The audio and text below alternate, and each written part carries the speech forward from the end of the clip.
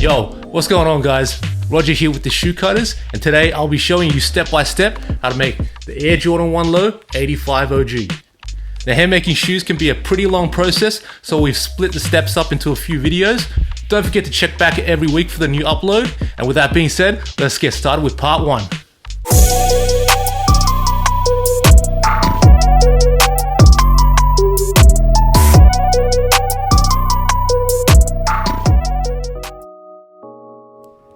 Alright guys, before we jump into this build, let's just quickly go over some of the tools and the materials that we'll be using.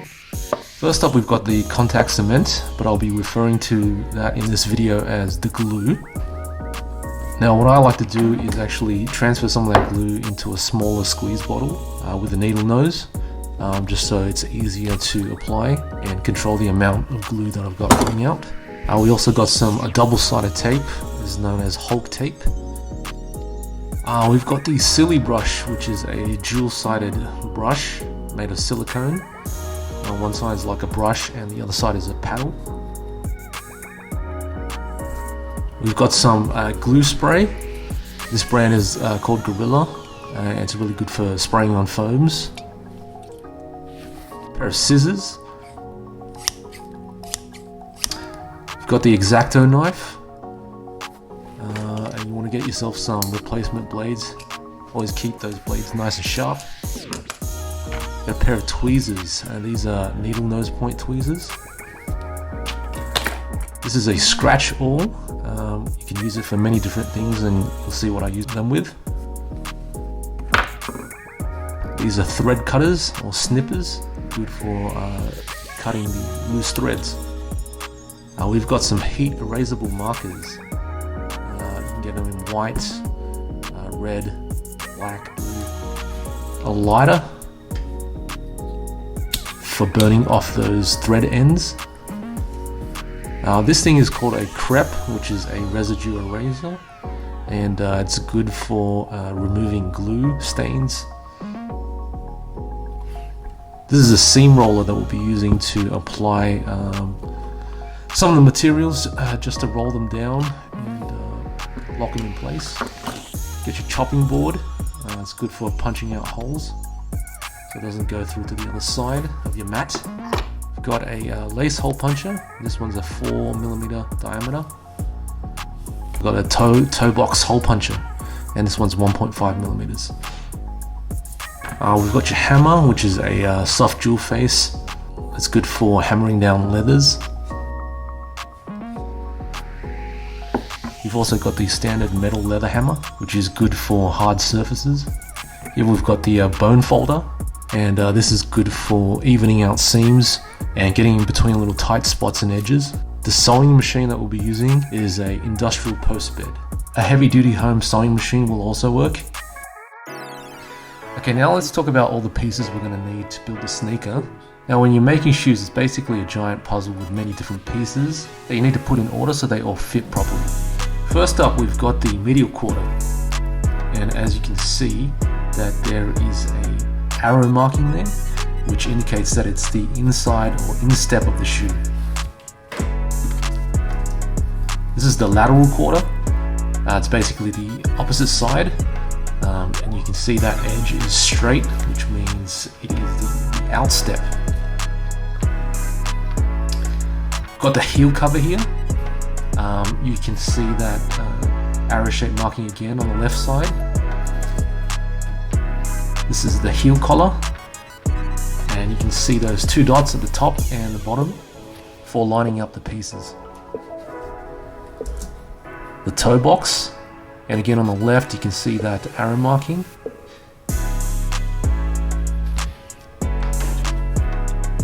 We've got the toe cap on the mud guard, same with the arrow mark, indicating that it's the left side or the instep. Tongue cover. Now we've left some allowance on the edges, and that's just going to help attach the backside and sewing. Tongue binding. Got the standard size tongue tag with the Nike Air logo. Got the two swooshes, which are slightly larger as we're doing the 85s. Here are the two upper eyelets. and these are the lower eyelets. And you can see the mark again, which indicates which side it's going to be going on. I didn't mean to point with that finger just now. You've got your main liner, and we've left some allowance again, which we will cut out and clean up later on. This is the tongue liner, which is the back piece to that tongue cover. We've got the toe box liner. Now moving on to some of the inner components. We've got the collar foam, which is a closed cell foam, and this is about 1 inch thick, a 1/4 inch liner foam, and as you can see they both line up, which makes for a thicker padded liner. We've got the tongue foam, which is also 1 inch thick. This is the heel counter, and it's made of thermoplastic. It is heat activated, and it's going to form to the shape of whatever you're applying it to. The toe puff, which is again a thermoplastic type material, and this goes in the inside the toe box and just helps to retain the shape. We've got some heel filler. Now you can use anything really. I've just used some scrap leather here. Okay, so let's get started on the build. So normally we would actually start by applying the swoosh on first. Actually, I don't like to do it that way, and I actually like to put the heel cover on first. That way it allows me to line up the pieces a little bit better.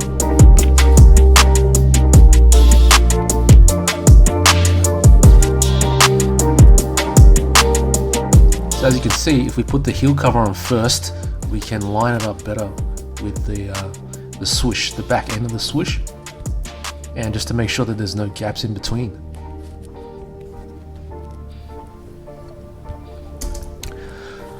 So we'll start by applying some glue to the lateral and medial quarters and the back of the heel cover. Quick side note, anytime I'm using the glue in this video, you can actually use the Hulk tape instead.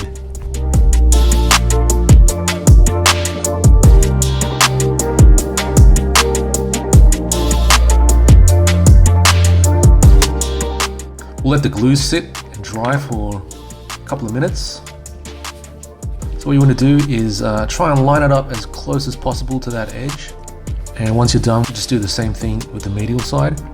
Now secure it down with the dual face hammer. So the way that the contact cement works is if you apply pressure, it actually bonds the glue together. Now at this point we can grab our heel collar and we can line it up just to see if it looks like it fits properly.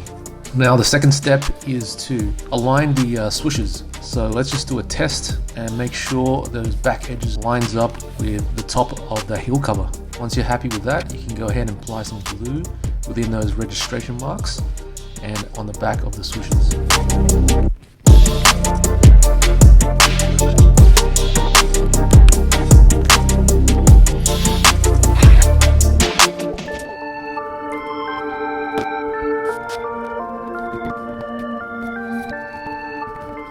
Give it a couple of minutes to dry. Make sure the glue is nice and tacky. And go ahead and apply it down.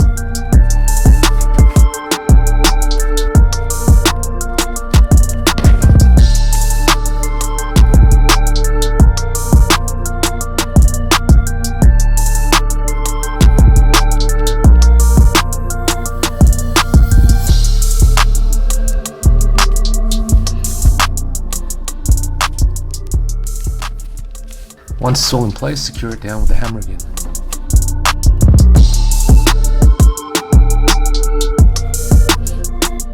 So now we'll bring it over to the sewing machine and stitch along those edges.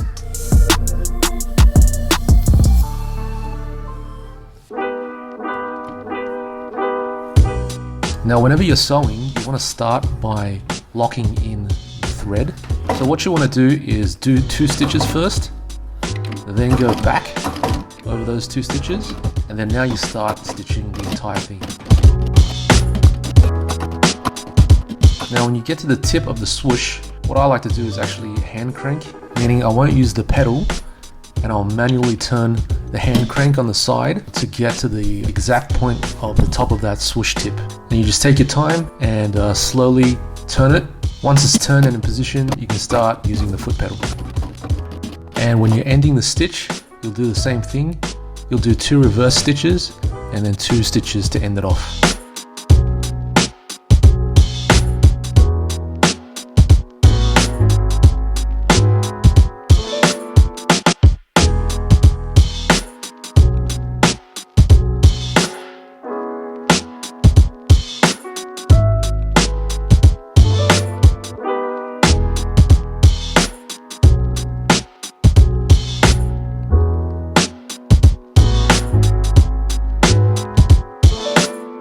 With the heel cover, we're going to end the stitch where the end of the swoosh is, because there's actually a gap, and we'll start the stitch again at the end of the other swoosh. And don't forget to go back and do a double stitch on that heel cover. Whenever we finish stitching, we're always going to have some loose thread ends like this. And now this is where we use the thread snippers.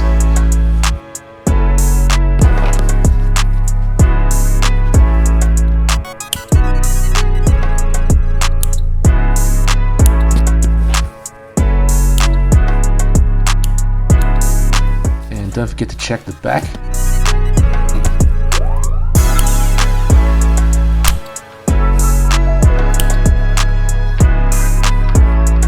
Once you've cut them off, grab the lighter and singe all the ends.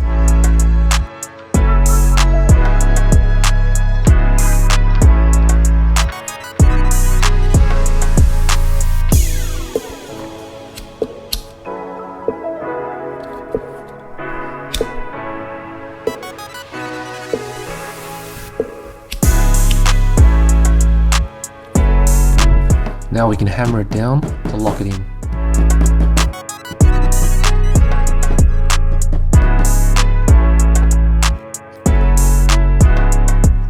Once that's all done, check out your work, make sure everything's all good at this point.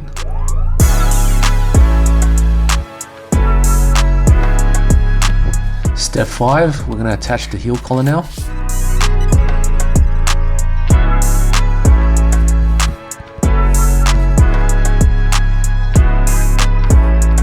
Let's go ahead and apply some glue to both pieces.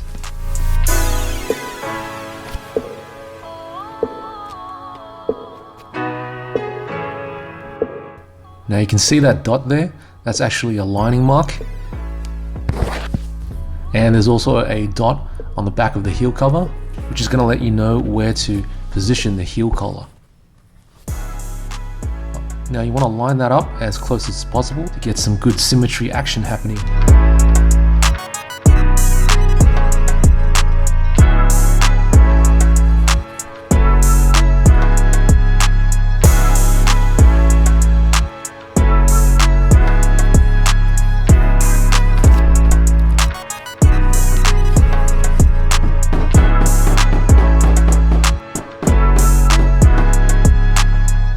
Okay, now once that's done, let's go ahead and stitch that down.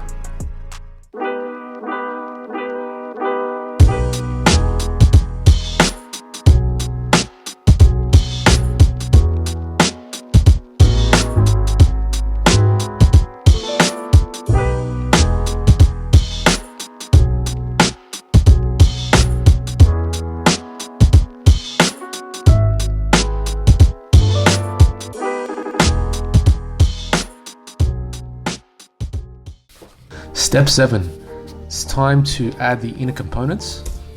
So I've got 2 heel fillers, one's for the heel and the other is for the collar at the top there. Now the reason for the heel filler is because you've got 2 layers stacked on top of each other, and that's going to create some space. So what we want to do is use that heel filler to fill in that space, so it's all smooth and flat once you start lasting, because if you don't put this heel filler in, you're going to see an indentation on the back of that heel. And after we've attached the heel filler, we'll go ahead and apply the heel counter on top. So let's start by gluing down the heel fillers.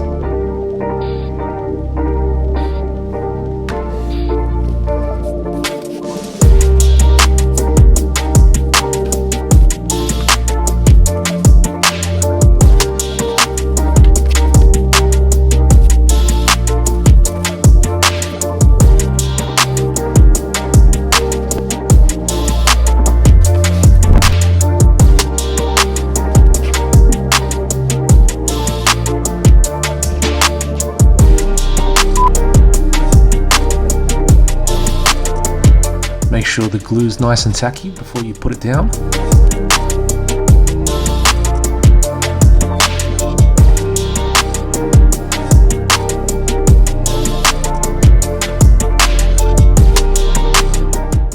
Then we'll put some more glue on top of that heel filler.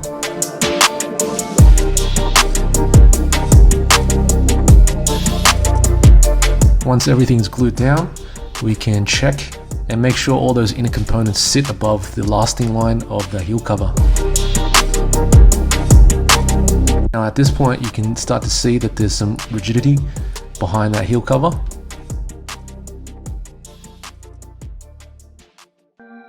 And with that done, that'll be the end of the first part for making the Air Jordan 1 85 lows. Keep an eye out for the next video, part 2, where we'll be adding the liner, the foams, and the eyelets. Now if you like this video, don't forget to subscribe, give us a thumbs up, and with that said, I am out and I'll catch you on the next one.